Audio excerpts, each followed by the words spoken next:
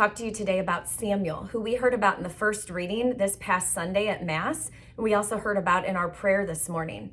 So Samuel is sleeping, it's the middle of the night, and he hears his name. He wakes up, he thinks it's his father calling him. He goes to his father and says, "Hey, I heard you call my name, what do you need?" His father says, "I didn't call you, go back to sleep." Samuel goes back to sleep. He hears his name again. He wakes up and he goes to his father and says, "You called me, what do you need?" His father again, "No, I didn't call you, go back to sleep." It happens a third time. He wakes up and says, "Here I am." And finally, Eli, it clicked and he said, "I didn't call you, go back to sleep, but hey, if it happens again, it's probably the Lord. And when he does call you, say, 'Speak, Lord, your servant is listening.'" So Samuel goes back to sleep. It happens again. This is the fourth time. And finally, he recognizes that it is the Lord and he says, "Speak, your servant is listening." So why does this story matter? Or in other words, what can we learn from Samuel? Well, the first thing we can learn is that Samuel was young. So it tells us that it doesn't matter our age. God is calling each and every one of us for a special purpose, a meaning, a calling in our lives. And it's not something like, "Oh, well, I'll just worry about that later on." No, he's calling us now to become the best version of ourselves. And he has a plan for us, but are we listening? The second lesson from Samuel comes from the fact that he didn't recognize God's voice at first. In fact, he didn't recognize it the first 3 times that God called him. And do we recognize when God calls us? Are we listening closely? Do we have other priorities in our lives that are blocking out what God might be saying to us? I don't know, maybe sometimes we may think that we're not worthy of a calling from God, but that's not true. He has a calling for everybody. He loves us all. But how are we supposed to recognize a voice of someone if we don't have conversations with him, if we don't have a relationship with him? I bet if you closed your eyes right now and your family or your friends were to talk to you, you could probably guess who it is because of that familiarity of the voice. The same is true with God.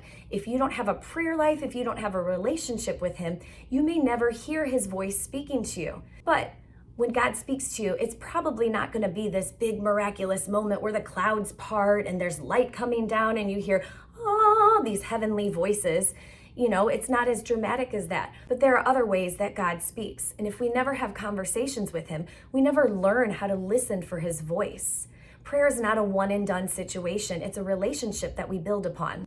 But look at Samuel. When he didn't recognize God's voice, what happened? Someone else in his life helped him to hear.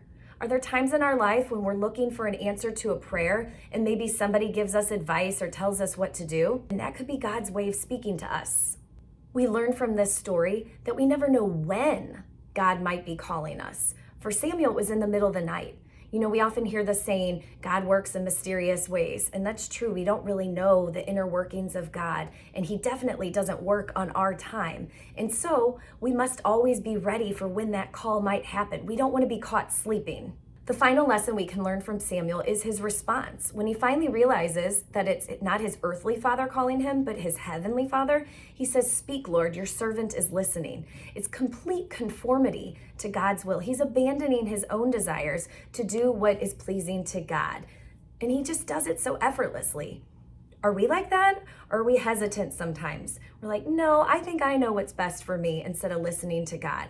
But think of how much more joy that we might have in our lives if we follow what God has planned for us. He wants us to have these fulfilled, happy lives. And if we just turn away from what we think and trust in his plan, we will be so much happier. So here's my challenge for you. Take time in prayer. You have to practice to get better at it. If it's difficult, don't give up.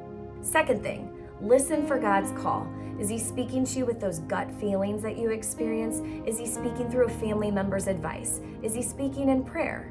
And third, be open to what he has to say. Don't be tempted to follow your own wishes or your plans or think you know what's best for your life. Sometimes it's better just to take that leap of faith and just trust in his plan. Speak, Lord, your servant is listening.